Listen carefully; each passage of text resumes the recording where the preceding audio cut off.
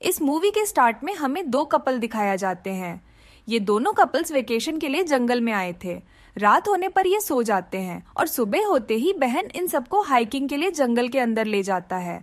हालांकि जंगल के अंदर गुजरने का रास्ता भी नहीं था, लेकिन बहन लकड़ियां तोड़ तोड़ कर सबके गुजरने का रास्ता बना रहा था।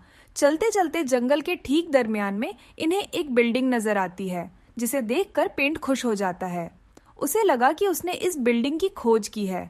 शायद ये पुराने जमाने की मिलिट्री बेस हो या फिर किसी का पर्सनल फार्म हाउस है। ये लोग अब इसके अंदर चले जाते हैं। बच्चे यहाँ आने से बहुत खुश थे। इस बिल्डिंग के अंदर का माहौल थोड़ा अजीब था।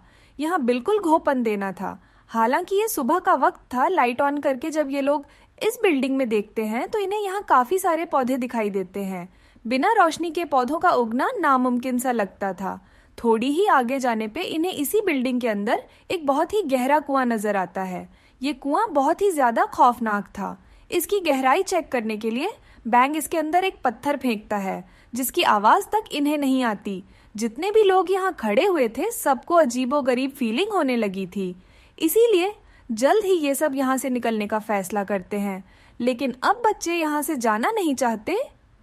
वो दोनों बच्चे उंगली से उस गहरे कुएं की तरफ इशारा करते हुए कहते हैं, हमें वहां जाना है, वो देखो वहां कितनी रोशनी है, हमें वहां जाना है। उनकी अजीब बातें इन्हें भी डराने लगती हैं। इतने में ही छोटी बच्ची लूसी के नाक से भी खून आ जाता है कि सब परेशान होकर उसे देखने लग जाते हैं। और हमें दिखाया जाता है कि पीछे से लूसी का भाई उसी कुएं के अंदर जंप करने वाला था, लेकिन ठीक वक्त पे उसकी मम यानी एनी की नजर उस पर पड़ गई और उसने बच्चे के करीब खड़े हुए बेन को आवाज दी और बेन ने ठीक वक्त पर उसे पकड़कर बचा लिया। जब ये लोग इस बिल्डिंग से बाहर निकल रहे थे तो हम देखते हैं कि उस बच्चे के नाक से भी खून निकल रहा था। साफ मतलब था कि यहाँ की किसी बुरी एनर्जी का असर उनके ऊपर हो गया है। खैर, घर आने पर ये लोग साथ मिलकर बैठ जाते हैं, जहाँ पर थॉमस बन को टेबल के जरिए बॉटल खोलने के तरीके सिखा रहा था। और यहाँ उसकी वाइफ एली से कहती है, पागल तो नहीं हो गए, किसी का टेबल क्यों खराब कर रही हो। ऐसे ही उनके दरमियान में बहस शुरू हो जाती है, जिससे बन और मार्गरेट को यह पता चल जाता है कि इन दोनों के दरमियान में कुछ सही नहीं है। मैं थॉमस को लेकर यहाँ से चला जाता है, जिसके बाद मार्गरेट एली से उसके रिलेशन के बारे में पूछती है। एली भी कुछ छुपाती नहीं, साफ साफ मार्गरेट को बता देती है कि पास्ट में होने वाली एक गलती की वजह से थॉमस उससे आज तक नाराज है। हालांकि एली ने उस चीज के ने कई बार उससे माफी भी मांग ली थी, लेकिन अब थॉमस उससे दूर दूर कहने लगा था। ऐसा लग रहा था कि शायद जल्द ही वो उसे छोड़ जाए, जिसके जवाब में मार्गरेट कहती है, एली कुछ नहीं होगा, तुम उसे समझाओ, एक और मर्तबा उसे माफी मांगो। अगर तुम चाहती हो तो रात को तुम्हारे बच्चों को हम अपने पास रख लेंगे, तुम्हें थॉमस के साथ अच्छा टाइम गुजारने का मौका मिल जाएगा और मुझे यकीन है कि तुम दोनों के दरमियान में सब ठीक भी हो जाएगा। एली मान जाती है और इन दोनों के यहाँ से जाने के बाद हम देखते हैं कि बेन और मार्गरेट के पास एली के दोनों बच्चे थे। बन और मार्गरेट इन दोनों बच्चों के साथ खेलने लग जाते हैं और खेलते हुए यह बच्चे बेन से कहते हैं, हमें वहीं वापस जाना है। बेन पूछता है कहाँ, तब लूसी जवाब देती है, वहीं उसी कुएं में। इनकी बातें सच में बहुत अजीब थी। इसीलिए बेन मार्गरेट से कहता है, मुझे लगता है बच्चे थक गए हैं, तुम जाकर इन्हें सुला दो। बच्चों के सो जाने के बाद ये दोनों एक साथ वक्त गुजारने के लिए बाहर आ जाते हैं। इन दोनों के पास अभी तक बच्चे नहीं थे, लेकिन आज इन बच्चों के साथ वक्त गुजारकर मार्गरेट को लगने लगा था कि अब उनके पास भी बच्चे होने चाहिए। वो इस बारे में जब बेन से बात करती है तो बेन की हालत खराब हो जाती है। उसे गुस्सा आ गया था, लेकिन उसने बात आगे नहीं बढ़ाई क्योंकि उसे लग रहा था कि मार्गरेट इस टाइम नशे में है। ये दोनों सोने के लिए चले जाते हैं और सुबह में हमें दिखाया जाता है कि उनके घर पर अब वो दोनों बच्चे नहीं थे। वो बच्चे अपने बिस्तर पे नहीं थे। मार्गरेट बच्चों को अपने पूरे घर पे ढूंढती है, लेकिन बच्चे कहीं नहीं मिल रहे थे। वो ये बात जाकर जब पेन को बताती है तो पेन के दिमाग में वो रात वाली बात आती है कि बच्चे उस कुएं के पास जाना चाह रहे थे। इसलिए वो मार्गरेट से कहता है, तुम रुको, यहाँ पर मैं बच्चों को चेक करके आता हूँ।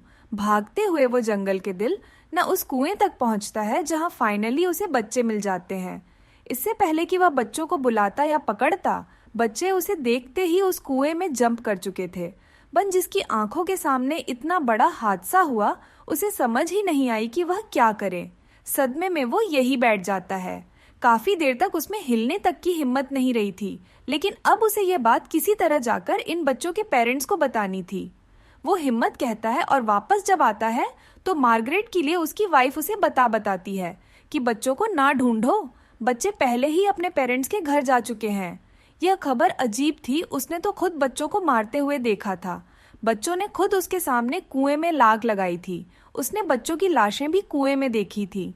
फिर ऐसा कैसे हो सकता था कि वो बच्चे अपने पेरेंट्स के पास हो? अपनी वाइफ के बात पे की न करते हुए वो एली और थॉमस के घर जाता है, जहाँ पे सच में वो बच्चे खेल रहे थे। ये चीज उसे और भी ज्यादा परेशान कर रही थी। उसे अच्छी तरह याद था कि बच्चे वहां गिर ही थे। वो ना उसका अल्लून था ना ख्वाब था, वो हकीकत थी। ये बच्चे यहाँ कैसे बन?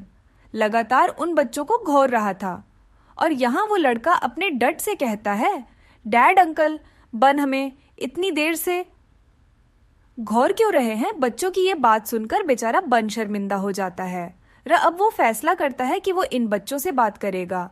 वो इन बच्चों से बात करने के लिए इनके पास जाता है और उनसे पूछता है कि आज सुबह में क्या हुआ था। ये बच्चे इधर उधर की बातें करने लगते हैं। उसे सीधा कोई जवाब नहीं देते। वो नोट करता है कि बच्चे आपस में किसी अजीब से लैंग्वेज में बात कर रहे हैं। साथ ही साथ वो बच्चा छोटा सा एक बहुत बड़े से पत्थर से यहाँ कीड़ों को मार रहा है। साथ ही उसके अंदर बहुत ही ज्यादा ताकत आ गई है, क्योंकि उसने एक बहुत बड़ा सा पत्थर अपने हाथ में उठाकर वहां से दूर फेंक दिया था। इन सभी चीजों को नोटिस करते हुए वो आखिर में देखता है कि उन दोनों बच्चों के नाक से खून भी आ रहा है और वो दोनों बच्चे मुस्कुरा रहे हैं। डरकर बन वहां से दूर हो जाता है। उसे डर कर भागते हुए देखकर मार्गरेट समझ जाती है कि बन को कुछ तो हुआ। वो उसे घर आकर पूछती है, तुम्हें क्या हुआ है? जवाब में वो उसे सारी बच्चों वाली कहानी सुना देता है कि कैसे जब वो उस कुएं के पास गया तो बच्चों ने कुएं में जंप कर दी। उसने बच्चों की कुएं के अंदर लाशें भी देखी, लेकिन फिर यहाँ आने पर बच्चे यहाँ उसे खेलते हुए नजर आए। बच्चों की हालत भी काफी अजीब है, उनके नाक से खून आ रहा है। वो मार्गरेट को सारी सिचुएशन समझाना चाहता था कि बच्ची ठीक नहीं है। मुझे लगता है कि किसी एंटिटी ने या किसी पावर ने उन्हें पोसेस कर लिया है। लेकिन यहाँ मार्गरेट उसकी किसी बात पे न नहीं गई थी। उसे लगता है कि बन रात वाले नशे में है। वो बेन से पूछती है कि क्या तुम्हें रात मेरे बच्चों वाली बात पूरी लगी? मुझे लगता है तुम्हें आराम करना चाहिए। बन बड़ी तो बात भी नहीं है। मार्केट की बात मानते हुए बेन वॉशर रूम में जाता है। अपना मुंह होता है और कुछ टैबलेट्स लेता है जो उसकी मेंटल कंडीशन को बेहतर कर सकती थी। अभी वो मेडिसिन लेकर बाहर ही निकला था कि उसने देखा कि बच्चे उसके घर पे आ चुके हैं। ये बच्चे उसे डरा रहे थे। उस लड़के ने विंडो पे स्मोक देकर एक अजीब सी स्माइली बनाई थी, जिसके बाद वो गायब हो गए। इन बच्चों को अजीब तरीके से अपने करीब आता देखकर वो भी डर रहा था।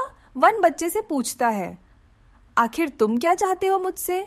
और बच्चे कहते हैं, कुछ भी नहीं, हम तो बस आपके साथ खेलना चाहते हैं। और अचानक ही वो बच्चे गायब हो जाते हैं।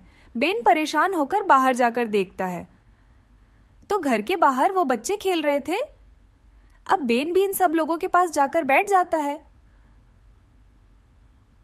और तब वो बच्चा एकदम से आकर मार्गरेट को मारने का नाटक करता है। इस चीज से मार्गरेट डर जाता है, लेकिन वो उसको कुछ नहीं कहता।